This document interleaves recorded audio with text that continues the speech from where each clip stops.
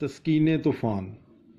اور اسی دن جب شام ہوئی اس نے ان سے کہا آؤ پار چلیں، اور وہ ہجوم کو رخصت کر کے اسے جس طرح کہ وہ کشتی پر تھا لے چلے، اور اس کے ساتھ اور بھی کشتیاں تھیں، اور بڑی آندھی چلی اور لہریں کشتی پر یہاں تک لگیں کہ کشتی پانی سے بھر چلی تھی، اور وہ پچھلی طرف گدی پر سو رہا تھا۔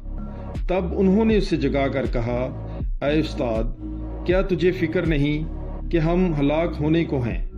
اور اس نے اٹھ کر ہوا کو جھڑکا اور جھیل سے کہا خاموش، ساکت ہو، تو ہوا بند ہو گئی اور بڑا امن ہو گیا۔ اور اس نے ان سے کہا کیوں ڈرتے ہو؟ اب تک ایمان نہیں رکھتے؟ وہ نہایت ڈر گئے اور آپس میں کہنے لگے یہ کون ہے کہ ہوا اور جھیل بھی اس کی اطاعت کرتے ہیں۔ آمین۔ پاک کلام کے پڑھے اور سنے جانے پر خداوند کی برکت ہو، خدا کا شکر ہو۔ Bible is life. God bless you.